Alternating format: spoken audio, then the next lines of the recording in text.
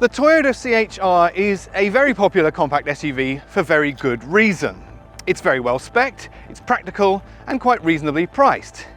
But this is the 2024 version and Toyota has introduced a new variant. This is the GR Sport.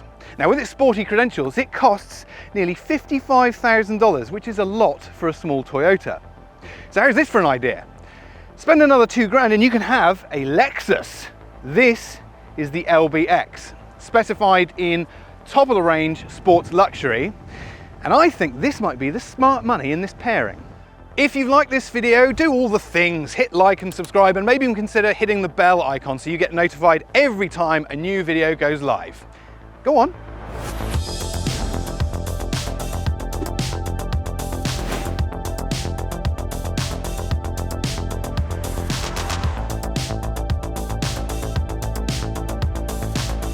Both cars share a significant amount of hardware and technology, as well as their basic composition. Both are compact SUVs with four-wheel drive and are powered by petrol-electric hybrid drivetrains. However, while the Lexus is closely related to the CHR, it doesn't share its platform, instead taking the underpinnings from the smaller Yaris Cross.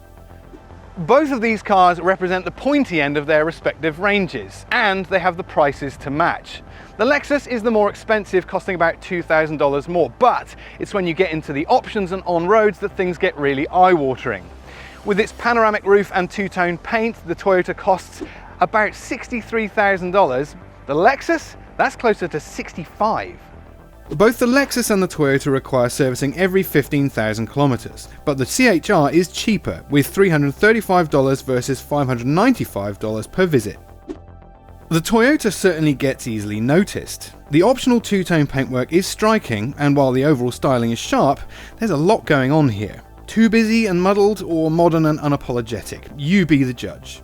The Lexus, on the other hand, is a lot more restrained, but still manages to look handsome and grown-up despite its relatively small dimensions. Its design is more cohesive, and we love its elegant curves and that full-width rear taillight. Both of these cars are powered by similar drivetrains in layout. Both have electric motors paired with petrol engines for hybrid technology and all-wheel drive. The difference though, the Lexus has a 1.5 litre 3-cylinder, whereas the Toyota has a 2 litre 4-cylinder. The difference? The Toyota has 46 extra kilowatts. They're both quite frugal as well, both claiming to do around 4 litres per 100 kilometres, but how that translates in the real world, well, that is the big question.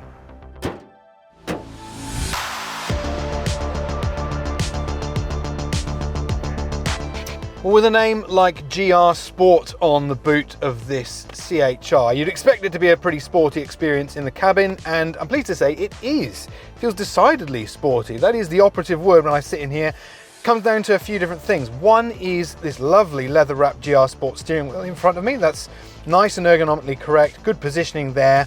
And I'm also sat on these GR Sport seats that are made out of a lovely recycled kind of synthetic Alcantara suede material. Very nice. The interior itself is really, really nicely appointed. I've got some lovely soft touch plastics everywhere. The only thing is there's a lot of those plastics. It does feel very plasticky. Something that saves the day a little bit is this more of that nice synthetic suede on the doors. And I've got this lovely pinstripe mood lighting all around the cabin. Looks fantastic at night. As to the actual layout itself, it's very busy. The dash is really three-dimensional and comes a long way into the cabin. But one of the advantages of that is I've got this lovely little utility shelf there, which I love, somewhere for the passenger to put their phone. Or if you're the privileged driver, you can put your phone down here where you'll find wireless charging. And I should say that both of the cars we're testing have wireless charging and Apple CarPlay and Android Auto wirelessly connectable. The technology, well, I've got a lovely big digital driver's instrument cluster ahead of me, but it's like the Toyota design team wanted it to look old from the day it was new, even though it's cutting-edge digital technology. Not sure about the graphics in there, and there's very little you can do in the way of customization. The good news is though, in the middle here I have a 12.3-inch lovely big touch screen, which looks fantastic. Again, lifts the whole technological appeal and proposition of this car. But they did not fall in the trap of trying to put all the climate control functions in that touchscreen. I don't like that, and they haven't done it. All my heated seats, the heated steering wheel button, the fan speed, the temperature, all on a nice tactile panel away from the touch screen. So the technological levels are very good. But there's something about this cabin that I find ever so slightly claustrophobic. Maybe it's all the dark colours and the plastic. And it gets worse when you look in that direction. The rearward view is absolutely awful. A tiny little rear window, but then also the C-pillars are incredibly fat. So my rearward view, whether I'm looking over my shoulder or in that rear view mirror, is not great.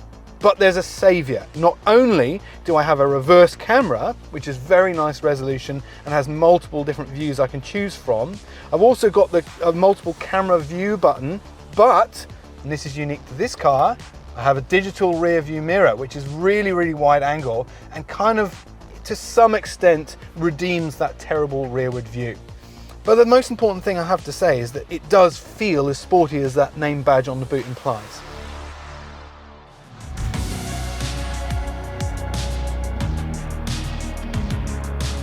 Jumping into the Lexus LBX, the first thing you notice is the space. Now, it's not lack of space, it feels about the same, just as spacious as the Toyota, and that's surprising because we know the Toyota is slightly larger on the outside, it rolls on a larger platform. This car is on the Toyota Yaris Cross platform, so I was expecting there to be a bit of a compromise or a cost in interior space, but in this front row, certainly not what I'm experiencing at all. There's plenty of elbow room, as much as the Toyota. Headroom is very good, even for a tall driver like me. That might be because we don't have a panoramic roof in here. But otherwise, it's a really comfy place to be. I've also got a slightly better driving position, and I can't work out why, because again, surely that comes down to space, but the seats are just as comfortable. I love these sports seats with loads of support and bolstering, but I've got a driving position which feels like I should be in something way larger. It feels very much like a Lexus. Also, tons of seat adjustment. I've got electric adjustment up here, just like the Toyota. But yeah, there's something about the comfort I'm really relating to much faster in here.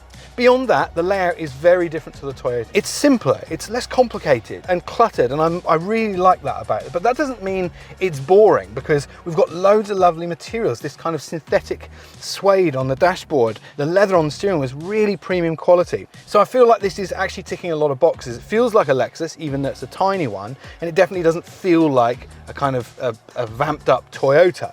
In terms of technology, the screen is smaller than a Toyota. This is an 8.9-inch screen versus the 12.3-inch screen in the Toyota, and it looks visually very similar. The graphics in there are very similar deal, but it's more square in proportion, where the Toyota is a more widescreen. The dashboard is, I'm assuming, exactly the same unit. Again, another digital dash over here, but Lexus has completely gone their own way with the graphics, and it works so much better. Whereas the Toyota kind of feels like it's sort of aged a bit on day one. This looks way, way cleaner, way more sophisticated, and like it was probably thought out and supposed to look like the premium version, and it certainly does. I've got driver monitoring in this little pod here. Now, in that little pod there's a tiny Japanese man that watches me when I'm driving the whole time, and if I start to do anything awry, then it will give me an alert.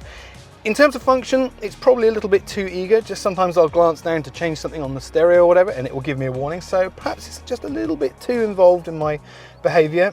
In terms of other technology, again, I get a head-up display in this car, which is great. What the Toyota doesn't have are these little touch-sensitive buttons on the steering wheel, and it allows me to control a lot of the controls in this car without taking my eyes away from the road ahead. Like the Toyota, a reverse camera is standard, and it is also excellent. Not only have we got the standard reversing view, we've also got the 360-degree top-down view, the weird bird's eye view that somehow magically is produced out of 4 cameras around the car. But there's one other feature related to that reverse camera which I really like, and it's this view button. And if I hit that, it then gives me a quick swing around the car. It gives me a 360-degree tour all around the car before ending up with a sort of transparent vehicle from the top down, and it enables me to see if there's any objects nearby the car before I put it in reverse or even started moving at all. Really nice feature. Storage is fairly good for a car of this size. I've got this little center console bucket here, which is quite deep. It's got a sliding cup holder in there, which takes cup holder count to 2, and it's also nice and comfortable on my elbow. And that short armrest in the Toyota, which I didn't like, either because I'm sitting further forward or because it's slightly longer in this car, doesn't seem to be such an issue. Given the family connection, both cars have very similar levels of technology, but the Lexus manages to edge ahead with better execution and a more premium feel. Once again, both of these cars have similar, if not identical, levels of safety systems. Gone are the days when compact models are denied the sophisticated driver assistance of larger, more expensive cars. Well, this is not a place I would like to spend a huge amount of time. It continues the very dark theme of this car, but in not particularly sporty ways. It's just dark. And the thing that really isn't helping is, again, this massive C-pillar that obscures some of the rearward view for the driver, but also obscures most of my view sideways out of the car.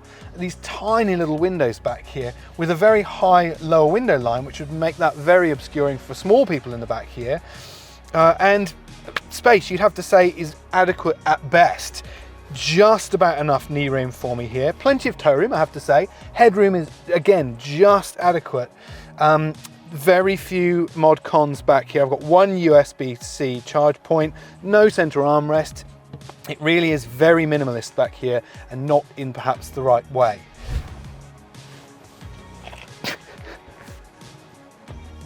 Well, you probably don't need me to say it, but there is definitely not enough room for an adult person back here. That is the driving position I was very happy with up front, but it does not leave anywhere near enough legroom for someone back here. So if all people are going to be comfortable in this car, you have to roll that front seat forward into a position where they're probably not comfortable. It's also a little bit Spartan back here. There's not much in the way of toys and comfort. Some nice materials on the door, but then also scratchy plastics. I do have a couple of USB-C charging points down here, but I don't have a center armrest, something I really like in a back seat.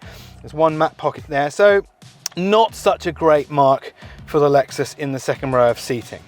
Headroom is pretty decent, but you really only want to be putting small people and children back here, and for probably not very long lengths of time. Both of these cars have power tailgates, which give access to not particularly huge boots, but about reasonable for the segment. 315 litres for the Lexus and about 365 for the Toyota. Once you get in there, there's not a lot going on. It's just a boot. There's no places to plug in anything like a fridge. There's no clever gadgets to make life easier. They do both have 60/40 split folding rear seats, but even with those folded, it doesn't exactly turn it into a high ace. The thing that I really don't like though is in neither case do you get a space saver or full-size spare. Yeah, what you do get is the dreaded can of goo and a compressor, which in my experience works about half the time. Now hopefully you're just as intrigued to find out how both these cars drive as I am, but I'm particularly interested in this one because the Toyota is wearing its Gazoo racing badge and it's even dressed up in the trademark colours, which implies this is the driver's pick of the two, but is it?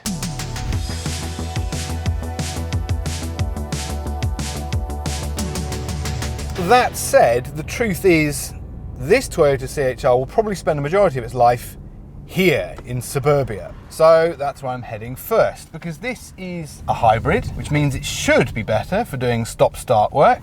And it's not throwing up any surprises at all. Just like a long line of Toyota hybrids, it works really beautifully. That torque from a standstill is really lovely to get going, and it remains in electric mode for a decent amount of time until it needs either a bit more power or speed builds, and then it fires up that 2-litre petrol engine.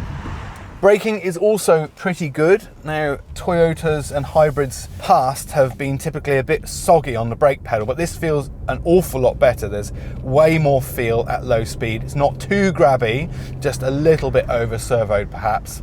It does have a number of driving modes in here, which I'll talk about a little bit later out on the open road, but the one I want to focus on while I'm in this driving environment is the EV mode. So this locks the drivetrain into pure electric mode, so that 2-litre won't fire up unless it absolutely has to. And all you have to do is put your boot down and it will override that EV mode fairly readily, which is good. You want that extra power if, say, there's an emergency or a real urgent need for it.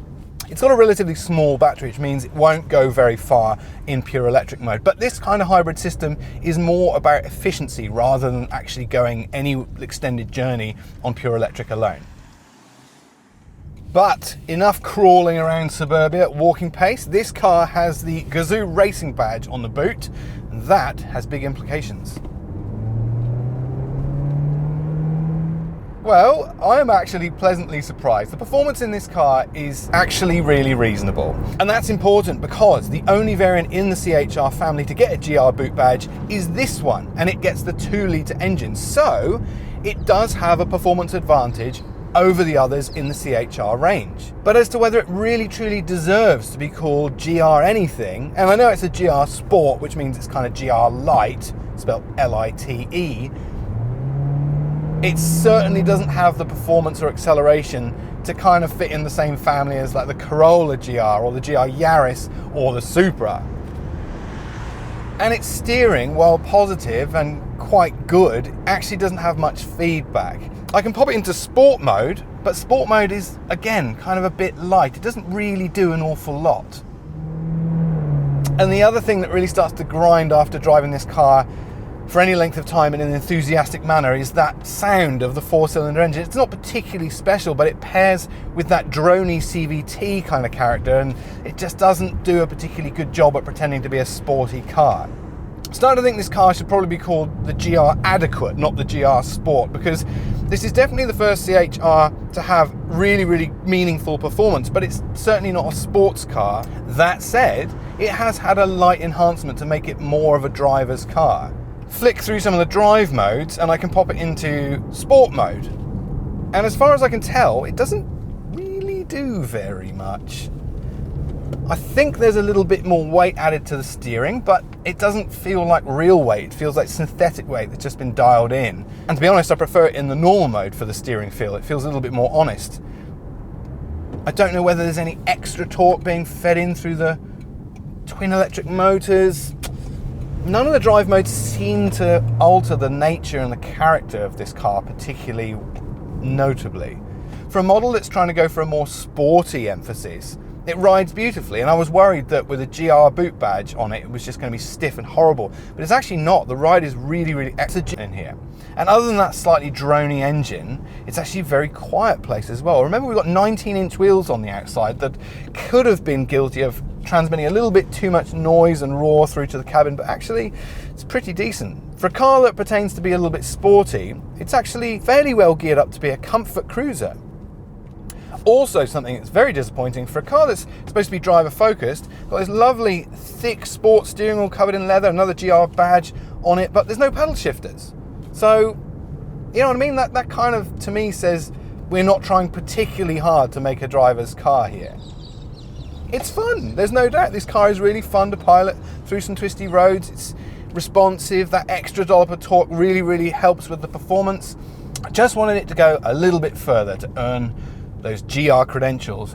And it's got me thinking more than ever about that little Lexus drivetrain.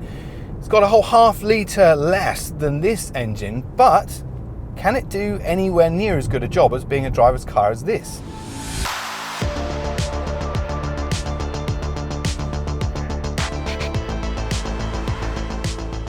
As soon as I hop back in the Lexus, I immediately feel more at home and more comfortable. And for a start, it's that driving position. I thought I was just becoming a little bit nitpicky, but it's genuinely a much more comfortable and easier to adjust driver's seat in this. The main part is I'm sitting lower. I can sit much lower in this car. It feels way more car-like, and it suits a driver, long-legged driver like me, so much better.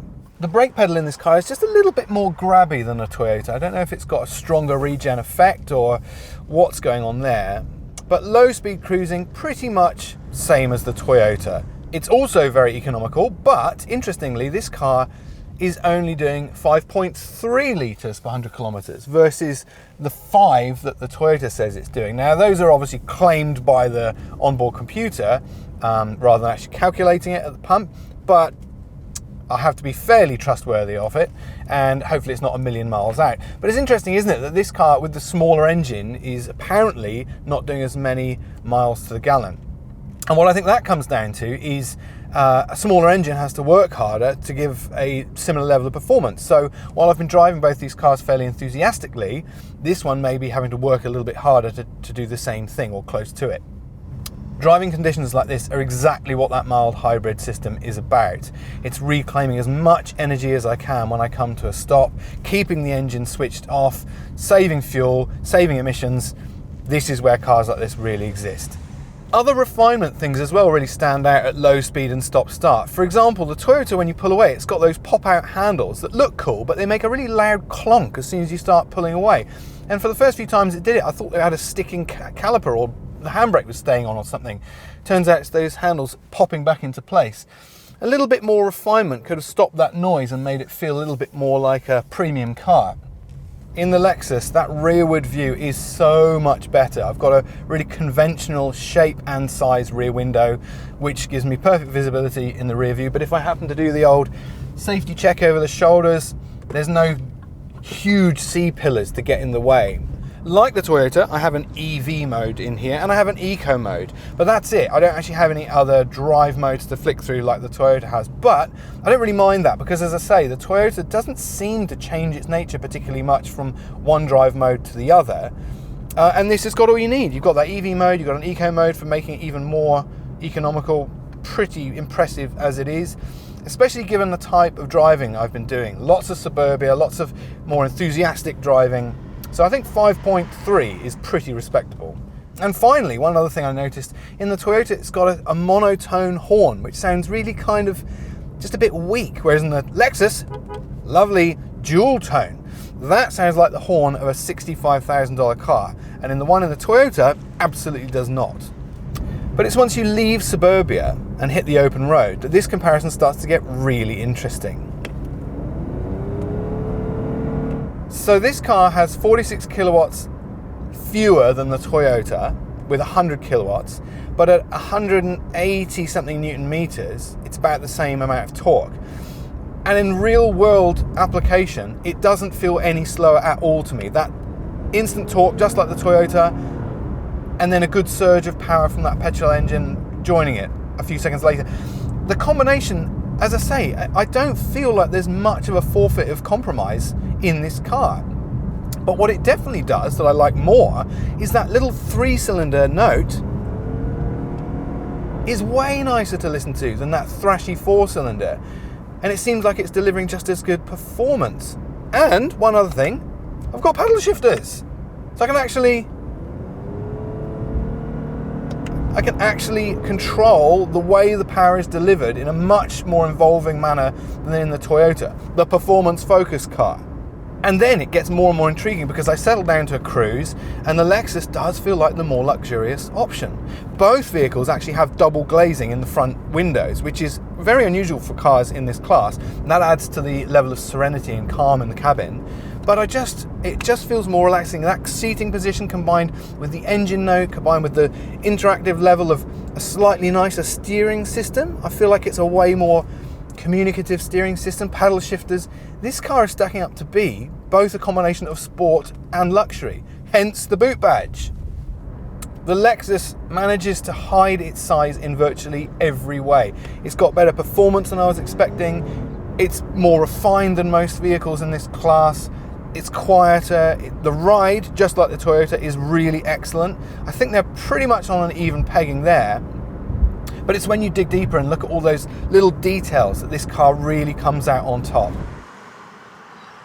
Ironically, the Toyota's efforts to create something sporty have resulted in a comfortable cruiser with adequate performance, while Lexus's efforts to create a luxurious vehicle have produced the driver's pick of the two. It's the LBX Sports Luxury badge that summarises what you're getting most accurately over the somewhat misleading GR Sport moniker. Both of these cars are very easy to like. They manage to be great driving dynamics and offer really impressive fuel consumption, and they're also both different and genuinely premium. But you're not getting anything for free here. In for a penny, in for a pound. If you're going to spend big, go the extra $2,000 and buy that car, the Lexus. It manages to feel just a bit better executed for a small SUV trying to do sporty and luxurious. But with that kind of budget, it opens up possibilities like the Audi Q3. And if you go to any of these cars' rivals, you'll find really well-spec'd cars at significant savings. Unless you absolutely insist on spending $65,000 on one of these cars, then you're probably far better shopping around at the entry level of both models. Which one's your pick? The Lexus or the Toyota, or are both too expensive? Let us know what you think in the comments below. And if you've liked this video, let us know by following and hitting subscribe. And if you hit that bell icon, you'll get notified every time we get a new video going live. Thanks for watching.